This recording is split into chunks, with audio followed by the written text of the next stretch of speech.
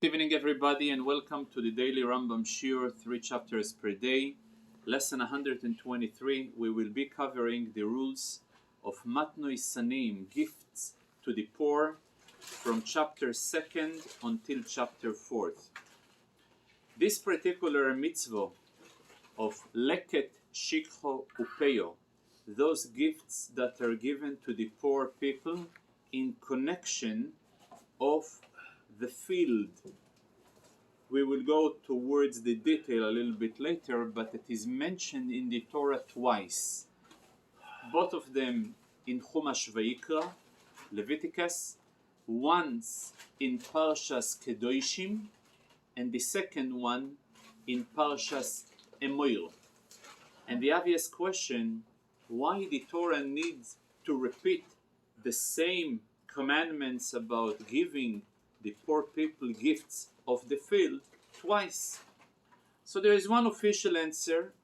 In order to teach you that if a person violates that particular gift giving, he is in violation of two negative commandments. But then there is also a positive twist for the repetition as well, which are being brought by Rashi. And he explains the reason why the Torah repeated twice, especially at the second time, in connection, because Parshas Emoil, the portion of the Torah there discusses the holiday. Holiday is called in Hebrew regel. Regel is we were walking with the foot towards the temple. So in order to teach if a person was fulfilling properly, giving the gifts to the poor, the Torah views as he actually built a temple and he was bringing the sacrifices in there. Which means, similarly to the pleasure that God Almighty gains by the offerings that are being brought to him, as they are being referred in the Torah, Reach Nichoyach Lashem, it is a pleasure to God Almighty. He derives not any less pleasure by the generosity a person exercises by leaving gifts out of his field towards the poor people.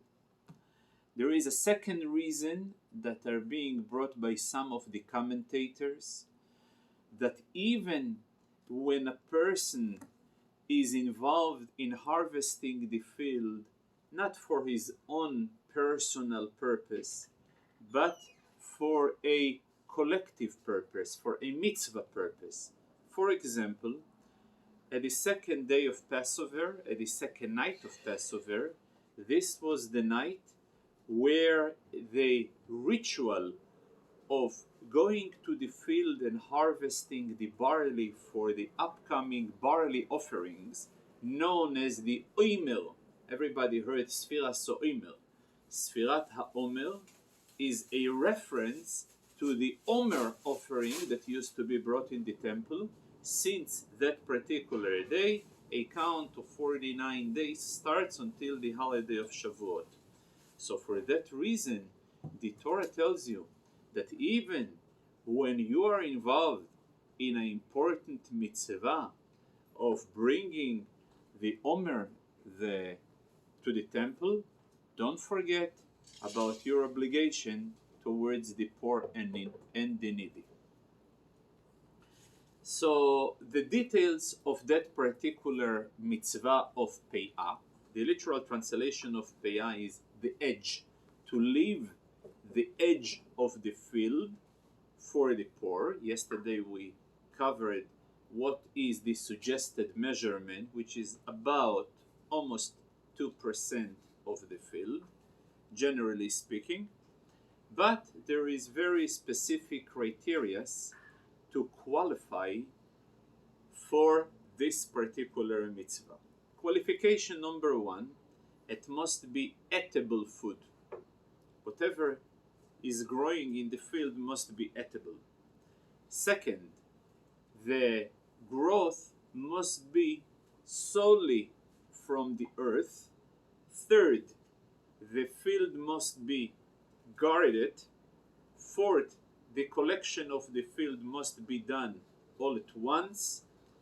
And fifth, this harvest is being placed into a storage. Each and every detail comes to exclude something. For example, the first requirement, that it must be food, comes to exclude any types of herbs that they are not edible, but they are being used as healing properties. So for that reason, if a person has an entire field where different herbs that they're not there to edible, he is exempt from giving it to the poor. The second part, that it must be grown only from the earth, comes to exclude items like mushrooms. Mushrooms, they are not just from the earth, they always popping out after the rain, so they are not calling giduloi min ha'oretz. The third details comes to exclude if the entire field is hefker. Hefker, we already covered it in the previous halachos nedorim, when a person declares that my ownership is being removed from that property, and then this particular field has ownerless status, and as such it's called hefker. Hefker is an ownerless property, and this particular property is exempt from payo. The fourth requirement, that it must be collected all at once, comes to exclude dates. When it comes to the collection of figs, the season of collection is in such a way that it goes by stages. So for example, if the collection of that particular fruits that grows in this field is being done gradually, so the entire field will be exempt from payo.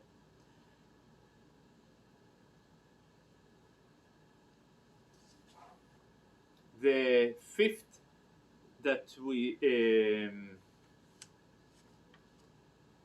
fifth requirement is that it must be placed in storage. Comes to exclude if a person is not there to place it in storage and he is there immediately to sell partially to the market. In such a thing, he will be exempt from that particular area that he's selling for the market. He's giving an interesting example. If a person, for example, has a vineyard, and primarily a vineyard is designed in order to take the grape to produce wine out of them. The actual consumption of the grape is really minuscule in comparison to the general purpose of harvesting grapes. For that reason, if an individual takes some of the vineyards and sells here and there to the marketplace, so from that area that he sells to the market will be exempt from payout. Another important requirement must be done, that the person himself must be the one who is, or he or his proxy,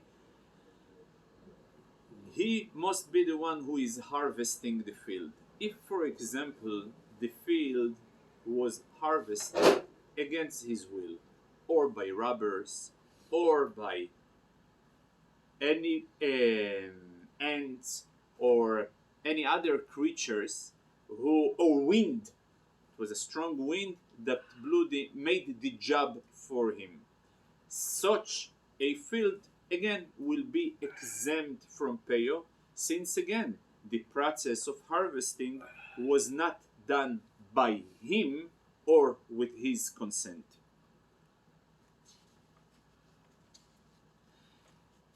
If for one reason the owner, one reason or another, he did not left the edge of the field, the payah for the poor, so then he will distribute from his collection to the poor, and depends at what point they came and approached him. If they approached him before the Gmar Melocho is the conclusion of the storage process, so then he can give them, and whatever he gives them is exempt from Meiser. Meiser is one contribution that must be given to the Levites. However, in order to qualify for Meiser, the harvest must go through the stage which is called Gmar Melocho. Before Gmar Melocho, before the conclusion of the work, so there is an exemption from Meiser. So for that reason, depends at what point he is actually distributing this harvest to the poor, in case he did not left on the edge of the field for them. The location of the so-called edge must be in the end of his field, not at the beginning of the field. In other words, let's imagine a typical field in the olden days used to be attached to the yard, to the house of the person. So I would say the closest place to the public domain, to the road, to the main road, will be considered to be the end of the field, and the closest place to his own property will be considered the beginning of the field. And it is interesting that typically the Rambam would not bring any type of reasoning, but in this case, as we know, every time that the Rambam brings reasoning, the reasoning is an integrated part of the definition of that particular halacha. So he gives 4 reasons why would a person leave the payo at the end of his field. First of all, it should be known to everybody. B, to prevent different trickeries of the person who will always going to give the runaround to the poor people and display as he was already giving payo, and he will deceive them.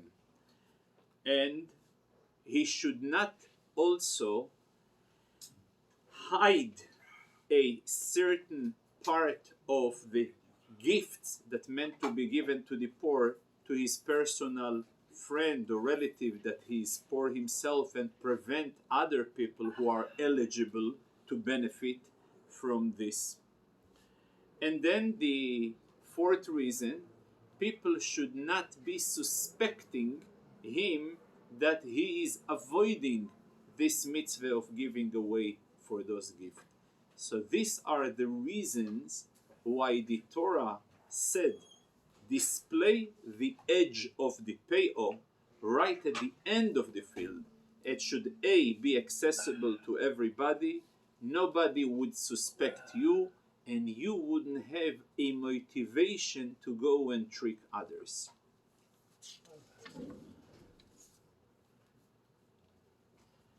When it comes to collection of the payo, of the edge, it must be done with the full awareness and consent of the owner.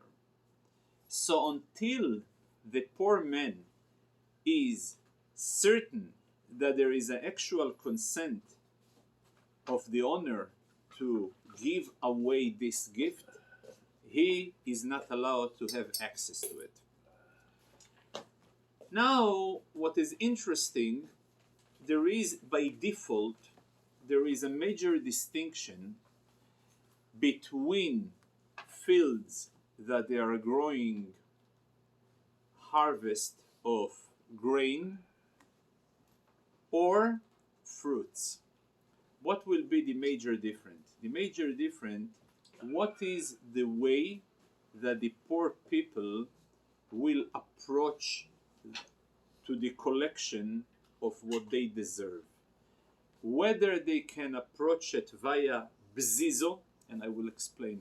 Bzizo is what we called it today in a self-service, which means that each and every one of them with his own hand will take the harvest that is growing.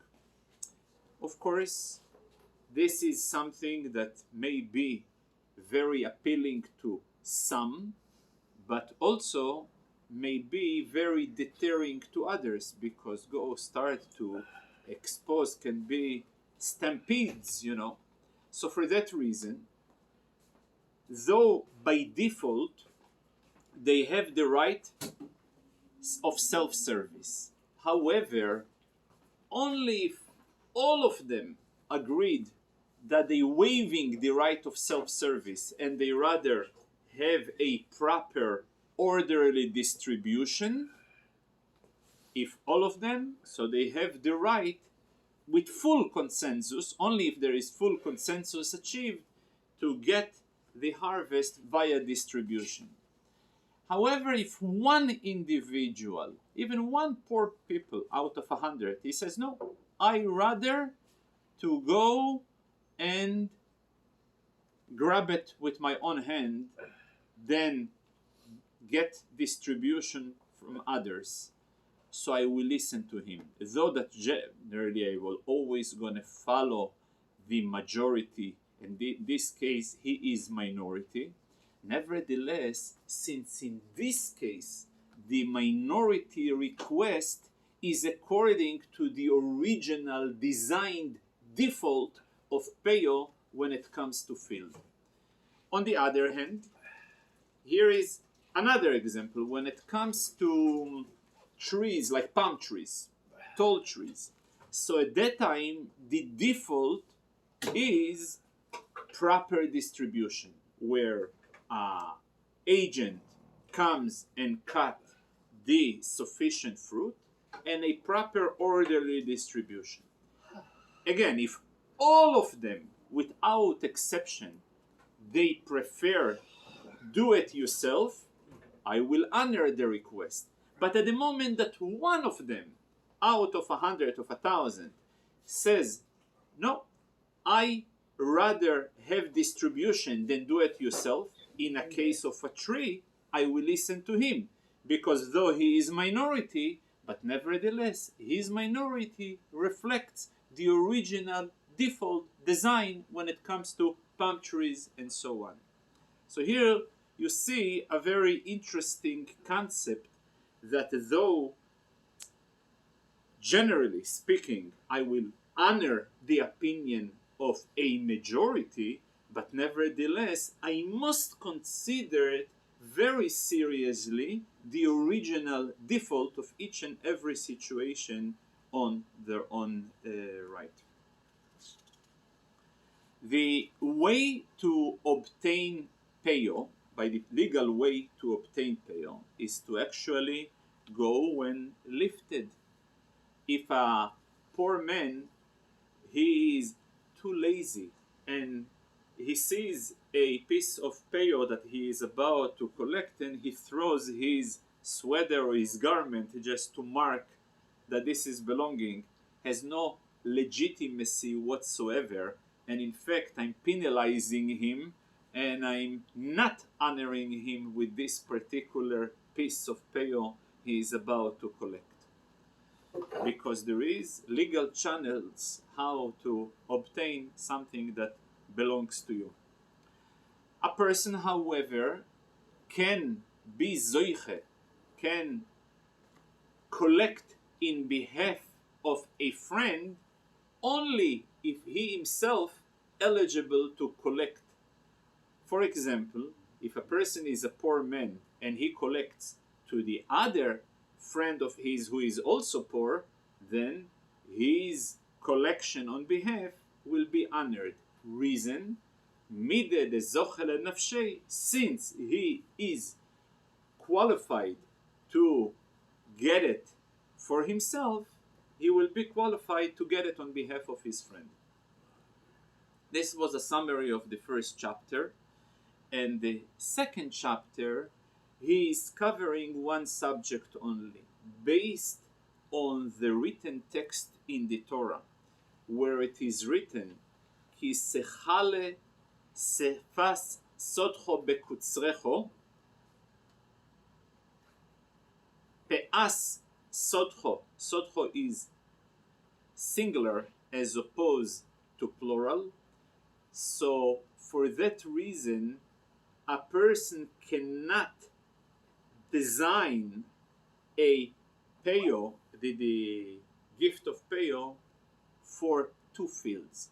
Each and every field must have peo on its own. A person cannot take a peo on one field on behalf of another field, of two fields, three fields. No, it doesn't work that way. Each and every field must have its own peo.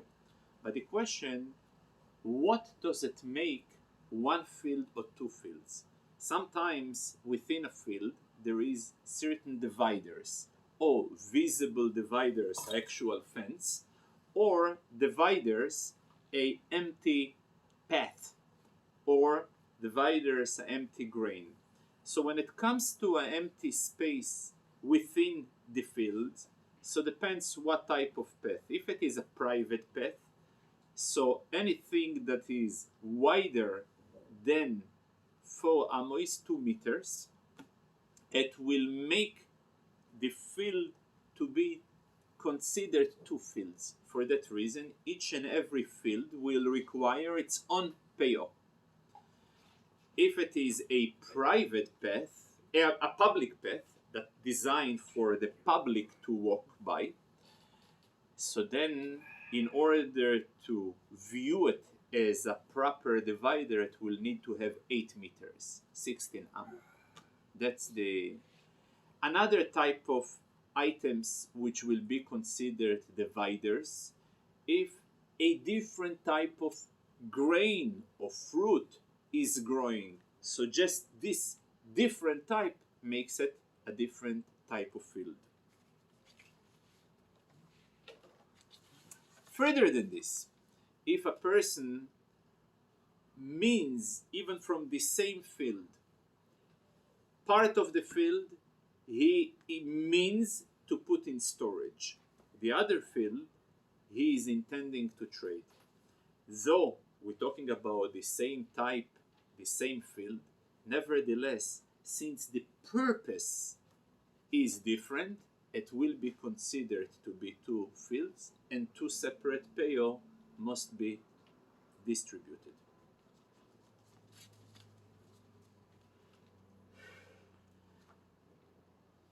There is also,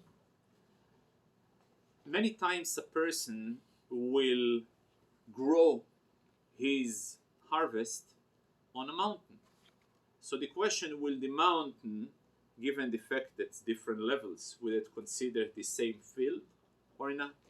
As long as there is no steps in the mountain, heights of 10 tefachim, which is about almost a meter, so it will be considered one field. At the moment that there is steps on the field, I will also going to make, as long as they are less than a meter heights, it will be considered the same field. At the moment that they have levels of over a meter, I will again view them as different field, since the plow, the machinery, the device that I'm about to work out will constantly have to move. So that's determined the property as two separate fields. The last chapter of the daily Rambam is discussing the details of the mitzvah of leket. Until now we covered peo, but there is another mitzvah called leket. Leket is collection, literal translation is collection. The rule is, when a person cuts his field with a plowshare, magal, and anything, any type of or he cuts it with his hand. And out of this particular plowshare, while he is catching some of the bundles, as long as not more than 2 grains fell, he is not allowed to pick it up. He must to leave it for the poor. However, it must be done within the plowshare. Anything that is out the plowshare, it's not considered to be qualified for leket. If an individual was violating the leket in the following manner, he is basically, after he left some bundles or grains on the ground where it is qualified for collection by the poor people, the person suddenly decided he will pile his own grains on top of it. Penalization. Everything that touches the ground, first of all, I'm imposing him to remove his pile, but on top of it, I'm imposing him to leave whatever touches the ground to the poor. Because he, with his action, he was about to deprive the poor from really what they deserve. So for that reason, he must be penalized. If a person, on the other hand, sees a poor, on quotation, somebody who is not really qualified based on his information to be part of the poor people who are collecting out there, so he should protest.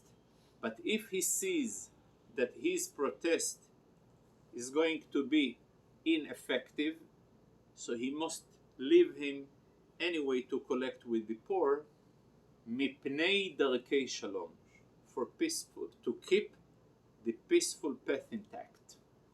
It is important, though, that there is something that is not fair, but the value of peace overrides the demand of fairness. Very interesting halacha. A person cannot go and declare hefker, a leket, as we says, a bundle or grain that falls from the plowshare, when the majority already is about to fall on the ground. Reason? At the moment that it fell from the plowshare, it's not his anymore, that he will be able to impose and to declare it as a hefker. So there is a point in time when things are going out from his property to the property of the poor. I would like to conclude with a very interesting vote in the name of Harav Hirsch, where he says the following words, that though the mitzvahs of leket, shikho, and peyo, they are seemingly very social type of mitzvahs, where I'm concerned about the poor, about the needy. But it's not only about consideration and concern to supply their needs. And the best proof for it, because also if a poor man happens to possess a piece of property, he is also obligated to leave those gifts to other poor people, though he may be in need not any less than them. So obviously it's not only just consideration of the poor. However, it is mainly a demonstration of the person's conscience that he is not the owner of the land. However, God Almighty, Kili kol ha'oretz, the entire land, the entire earth belongs to God. And a way to display this belief is by honoring the agents of God, which happens to be in the form of the needy and the poor, which is very much in line with a very famous Farbrengen that once upon a time the Rebbe was greeting a delegation from England, came especially to visit the Rebbe. I think it was connected with the publication of the Tanya. The Rebbe gives a very interesting sikha to them, and he explains amongst other how come at the morning prayers we are opening our prayer with the exception upon us, the great mitzvah, ואהבת לרעך כמוך. הריני מקבל עליי, we are accepting upon myself, the mitzvah of ואהבת לרעך כמוך. We are not there, the tefillah, prayer, is a mitzvah that is associated between man and God. אהבת לרעך כמוך is a mitzvah that is associated between man and another man. בין אדם לחברו. So the reason why we still linking this declaration with our prayer, because when a father sees that his own children, they are united with each other and they love each other, so he is in a better mood to fulfill their needs. So for that reason, we are asking God Almighty for our needs. We gotta do something that will increase the chances for our needs to be fulfilled. And this is the reason why we are starting our prayers, though we are reciting it verbally in the morning prayers, but I think it's relevant also to the afternoon and the evening prayers as well. In fact, probably the silent speaks volumes, by the way that we are reciting it in the afternoon and evening prayers is via silent, and who knows, sometimes silence can express way beyond what words can. Thank you.